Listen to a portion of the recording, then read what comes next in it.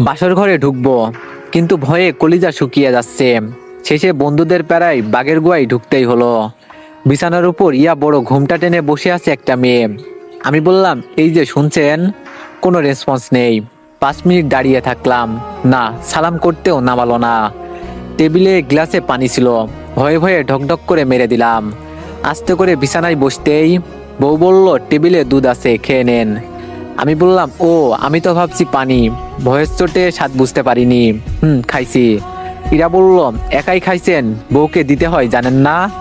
আমি বললাম, পাশের ঘরে বরকে পায়ে ধরে সালাম করতে হয় জানেন না? ইরা বলল, আমি আপনাকে বর হিসাবে মানি না, সালাম করব কোন দুঃখে? আমি বললাম, আল্লাহ আমি আবার কি দোষ করলাম? ইরা বলল, আমি এখন বিয়ের জন্য তৈরি না। আমি বললাম, তাতে আমার কিছু যায় আসে না, আমি যা বলবো তাই হবে, তুমি এখন আমার বউ। ইরা বলল, বউ বলে কি সব শুনতে হবে নাকি? আমি বললাম, ঘুমটা সরাও, আমি দেখব। ইরা কোনো কথা বলছে না। তারপর আস্তে করে যেই না ঘুমটাটা তুললাম, চোখ লাল করে আমার দিকে তাকালো। আমি বললাম, আস্তাগফিরুল্লাহ, ওভাবে তাকাবেন না, আমার সুগার আছে। ইরা বলল, শোনেন, স্বামীর অধিকার একদম দেখাতে আসবেন না, নইলে। বলেই ভ্যানিটি ব্যাগ থেকে চাকু বের করে বলল, কেটে ফেলবো। বিছানা থেকে নেমে একটু বুকে থুতু দিলাম। ইরা বলল, বিয়ের আগে কত ফোন দিছি, কথা বলেননি কেন?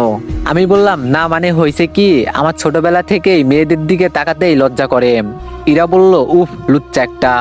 আমি বললাম, বিশ্বাস করেন, আপনার নাম্বার আমি নিছিলাম ছোট বোনের থেকে, কিন্তু আমি কল দেওয়ার আগেই আপনি কল দিয়ে দিছেন, তাই ভয়ে ব্লক করে দিছি। তারপরও কম্বলটা টেনে আস্তে করে ওপাশ ফিরে শুয়ে পড়ল। আমি বললাম, বিয়ের কাপড় চেঞ্জ করবেন না? এরা বলল, না লাগবে না। আমিও আস্তে আস্তে খাটে বসে কম্বলের নিচে ঢুকছি, ও ওপাশ ঘুরতেই চটপট নেমে দাঁড়িয়ে গেলাম। আমি বললাম, সমস্যা নেই, আপনি ঘুমান। 10 মিনিট পর আমি বললাম, বলছিলাম কি আপু, আমার না ঠান্ডা করছে, যদি একটু কৃপা করে কম্বলের নিচে ঢুকতে দিতেন। ইরা বলল, শোনেন, আমি জানি সাইফুল নামের ছেলেগুলো লুচ্চা টাইপের হয়। আমি বললাম, বিশ্বাস করেন, আমার কোনো খারাপ মতলব নাই। ইরা বলল, বন্ধুরা কোনো বুদ্ধি দেয়নি তো? আমি বললাম, না মানে একটু দিছিল। এরা বলল, জানি জানি, তাই তো চাকু নিয়ে আসছি। আমি বুঝি না, শয়তান কি শুধু আমাদেরই বুদ্ধি দেয়, নাকি মেয়েদেরও দেয়? না হলে ও এমন প্রিপারেশন নিয়ে কেন আসছে? আমার বিড়াল মারা বুঝি হলো না। আমি বললাম, আপু আমার না ঠান্ডা করছে, একটু কম্বলের নিচে ঢুকতে দেন না। এরা বলল, হাদারাম, ওপাশে শুইবেন, শোয়ার চেষ্টা করলে খারাপ কিছু হবে। আমি বললাম, জি জি। কিছুক্ষণ পর ইরা বলল, এই ওঠেন বলছি। আমি বললাম, কেন? ইরা বলল, ঘরে মশারি কেন আনছেন? নিশ্চয় আমাকে দিয়ে টাঙানোর জন্য আনছেন। আমি বললাম, এই রে ধরা খাইলাম, না না কি বলেন? ইরা বলল, থাক আমি বুঝি সব, এখন মশারি টাঙাবেন নইলে। আমি বললাম, বুঝে গেছি, আর বলতে হবে না। ঘরে একটা মশাও নাই, তারপরও মশারি টাঙাতে হইল। কথাই আছে না, পরের জন্য খাদ খুঁড়িলে নিজেই সেই খাদে পড়তে হয়। তারপর শুইলাম, কিন্তু বিছানার ওপাশে, আমি এপাশে, মাঝখান দিয়ে হাওয়া ঢুকছে, কাছে যাওয়ারও সাহস পাই না। একটু কাছে যেতেই ইরা বলল, খবরদার কাছে আসলে কিন্তু। আমি বললাম, ঠান্ডা লাগছে তো। ইরা বলল, লাগুক, কাছে আসবেন না। আমি বললাম, এভাবে কি আর ঘুম ধরে? রাত 1টার উপরে বাজে, লাইট জ্বলছে, বন্ধুরা ভাবছে হয়তো আমি এখনই দেশ স্বাধীন করে ফেলেছি, কিন্তু এখানে আমি নিজেই পরাধীন হয়ে আছি। সাতচন্নির মনে একটুও দয়া মায়া নেই। আধা ঘন্টা পর ও ঘুমিয়ে গেছে। এই যে ইরাবতী, এই যে গায়ে ধাক্কা দিলাম না, ঘুমের দেশে চলে গেছে। কাছে গিয়ে একটু জড়িয়ে ধরলাম, আহ কি উষ্ণতা! ওর পায়ের সাথে আমার পা লাগিয়ে রাখলাম, সব ঠান্ডা চলে গেল। কি নিষ্পাপ চেহারা, কত মায়াবী! কিন্তু ওর বান্ধবীরা ওর মনে ভয় ঢুকাই দিছে, তাই অমন করলো। যাই হোক, ওর ভয় আগে ভাঙাতে হবে, তারপর না হয় অন্য কিছু। সকালে অনেক ঠান্ডা পড়ছে, ও আগে ঘুম থেকে উঠলো। এই ছাড়েন বলছি, ছাড়েন, চিমটি দিচ্ছে। আমার ঘুম ভেঙে গেল। কি হয়েছে? ইরা বলল, কাছে আসতে না না করছিলাম। আমি বললাম, 3বার কবুল বলে বিয়ে করছি, আমার বউ আমি ধরবো না তো কে ধরবে?